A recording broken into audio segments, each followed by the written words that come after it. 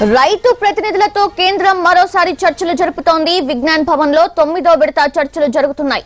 వ్యవసాయ చట్టాలను రద్దు చేయాల్సిందేనని రైతు సంఘాలు డిమాండ్ చేస్తుండగా కేంద్రం మాత్రం ససేమిరా అంటోంది.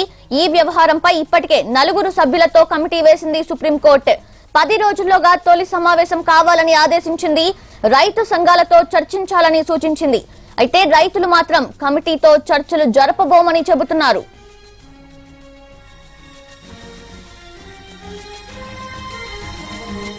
అది వ్యవసాయ చట్టాలకు వ్యతిరేకంగా రైతులు ఆందోళనలు చేస్తున్నారు. అయితే దీనిపై కేంద్రం ఇప్పటికే 8 దఫాలుగా చర్చలు ముగించింది. అయితే ఇంకా తేలలేదు. ఇక దీనికి సంబంధించి కంప్లీట్ డీటెయిల్స్ తెలుసుకుందాము. మా ప్రతినిధి ఢిల్లీ నుంచి లైవ్ లో మరింత సమాచారాన్ని అందిస్తారు. సో ప్రసాద్, చెప్పండి, ఇప్పటికే 8 దఫాలుగా చర్చలు ముగిశాయి. ఇక ఇవాల్టి చర్చలోనైనా ఈ విషయానికి కొలికి వచ్చే అవకాశం ఉందా? వాతావరణం చూస్తే ఏదో ఒక ఒప్పందానికి వచ్చే అవకాశమే కనిపిస్తుంది. ఎందుకంటే గత 8 దఫాలుగా జరిగినటువంటి చర్చల్లో ఎక్కడా కూడా ఎలాంటి సమావేశం జరుగుతుండగానే బయటికి చాలాసార్లు వచ్చింది. అయితే ఈ రోజు మాత్రం ఎక్కడా కూడా సమావేశంలో ఏం జరుగుతుంది అన్న అంశంపై రైతు నేతలు కానీ ఇతరత్ర ఎవరు కూడా దానికి సంబంధించిన సమాచారాన్ని మీడియా ప్రతినిధులకు అందజేయట్లేదు.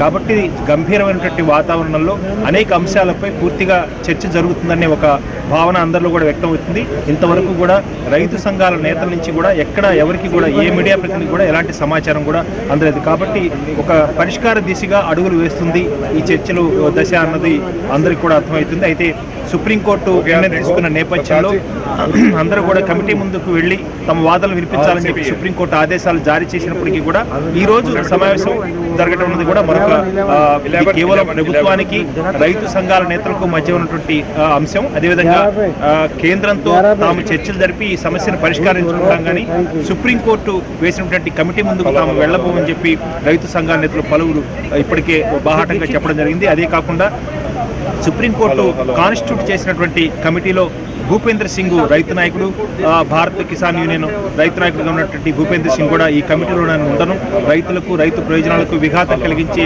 ఏ చర్యకు కూడా తాను సమర్థించబోను, అదేవిధంగా రైతు యొక్క కోరిక మేరకు రైతు ప్రయోజనాలు ఆశించి ఈ కమిటీలో తాను ఉండబోను, ఎలాంటి పదవి కానీ ఎలాంటి బాధ్యతలు కూడా తీసుకోనని చెప్పి భూపేంద్ర సింగ్ మనం చెప్పడంతో 4గా ఉన్నటువంటి ఈ కమిటీలో ఒకరు ఇప్పటికే తొలగిపోవడం జరిగింది. ఇక మిగిలిన 3తోనే ఈ కమిటీ చర్చలు జరుపుతుందా అన్నది కూడా కొంత అనుమానాస్పదంగా ఉంది.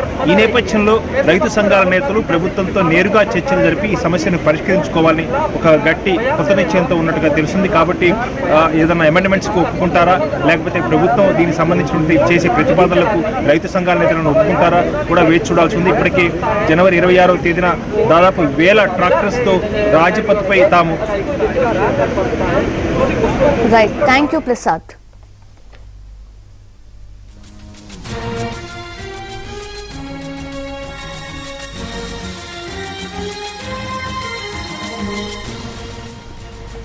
ఇక వ్యవసాయ చట్టాలకు వ్యతిరేకంగా కాంగ్రెస్ పార్టీ పోరాటం ఉధృతం చేసింది. కిసాన్ అధికార దివాస్ పేరిట అన్ని రాష్ట్రాల్లోని రాజ్ భవన్లు, కేంద్రపాలిత ప్రాంతాల్లోని లెఫ్టినెంట్ గవర్నర్ కార్యాలయాల ముట్టడికి పిలుపునివ్వడంతో ఉద్రిక్తత పరిస్థితులు ఏర్పడ్డాయి. కాంగ్రెస్ అగ్రనేత రాహుల్ గాంధీ సీనియర్ నేతలతో కలిసి ఢిల్లీలో ఆందోళన చేపట్టారు. వ్యవసాయ చట్టాలను రద్దు చేయాల్సిందేనని డిమాండ్ చేశారు.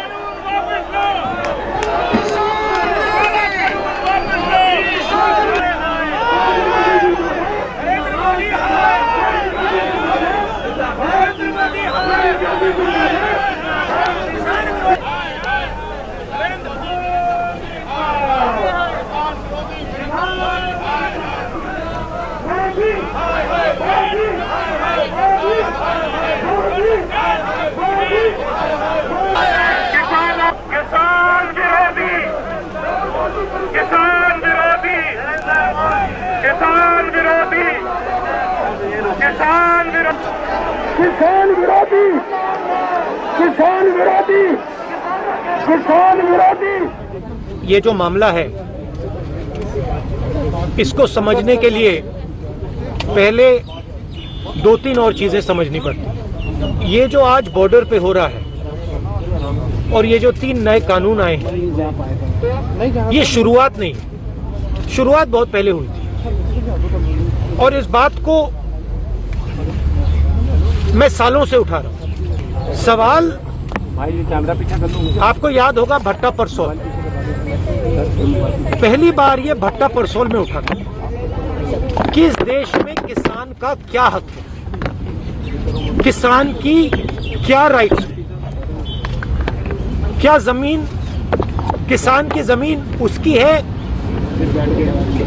या किसी और की, जो किसान उगाता है उसका फायदा उसको मिलेगा या किसी और।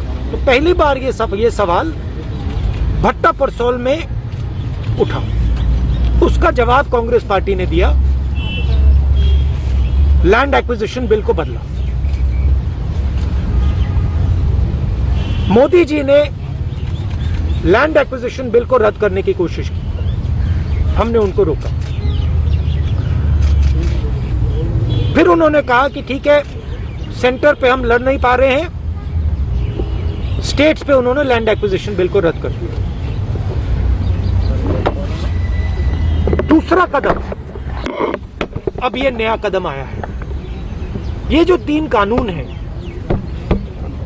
ये किसान को खत्म करने के कानून हैं। मैं आपको